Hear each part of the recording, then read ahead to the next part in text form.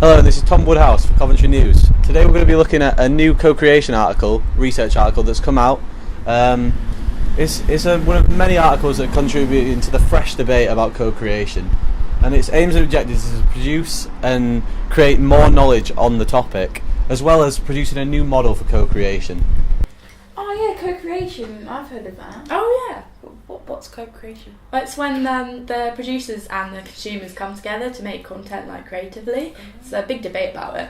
Yeah, it's really new and upcoming, and people are really interested in it. Ooh. The research was done through interviews and focus groups. They are the main research methods used to gain the information that we see in the report.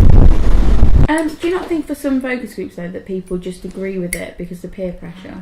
Not really. I mean, I think that focus groups are a really good interview method because it lets the interviewer get a variety of opinions and just lots of different answers of colour. I think that in this study with the unstructured interviews, the interviewee can sometimes get too comfortable with the questions and steer it towards their own interests and go a bit off topic. Mm-hmm.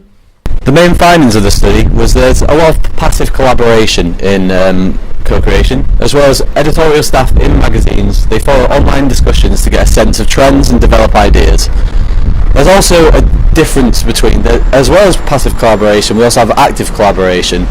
And the editorial team actively investigate and direct online discussions. So there's a clear kind of difference between the two, passive and active collaboration. This is where we need to question, like, are consumers being exploited? Like, are we doing all the work? I think it's called something like McDonaldization, yeah. And it's like, it needs to be researched because we're being exploited as consumers of doing everything.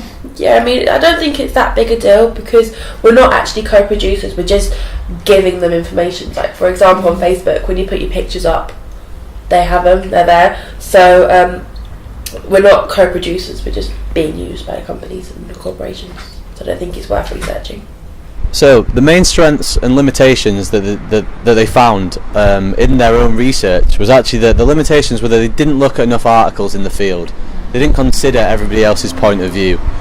Consumers are increasingly being seen as very important in the process of meaning creation, and that's something they should have taken into consideration. But in terms of strengths, they actually looked very well at kind of active businesses. What do you think of that? I agree with the limitations, and I think they should have looked at social media more, because I think looking at magazines and articles, you don't get much of a scope around it. Yeah, I mean, it is a format that's kind of redundant. It's the magazine kind of industry, especially for co-creation, because what can you really do with magazines as opposed to like social media, which is huge now. Yeah. But I think overall I actually agree with the strengths. I think that they actually have put together a reasonably strong argument for why co-creation is so important. Like, they've looked at two huge companies, even if they are in a smaller country, but they've looked at two big companies, they've gone to all of the top people, and they've like really just gained a good insight into what co-creation is about and how important it can be in the media landscape today. They've improved upon the research that they actually did by actually going to the companies and not only looking at magazine companies, looking at social media companies, other kind of forms of media that aren't just the stale format of magazines, because you can only look in so much detail at one format. And the media industry is a huge industry, and that's something they haven't taken into account in their research. Yeah, I do agree. I think they should have used social media because it's a completely different format.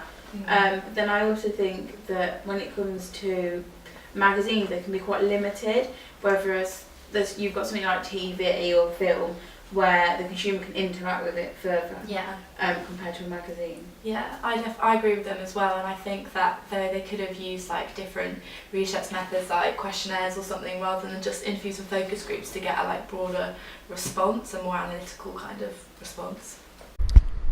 They suggest quite a few avenues for future research with the actual model that they've created, because it gives a basis for future research. The model that they've created is the first of its kind for co-creation, and from this we can actually, future researchers into co-creation can actually take this model and expand upon it, so it opens up many avenues for future research.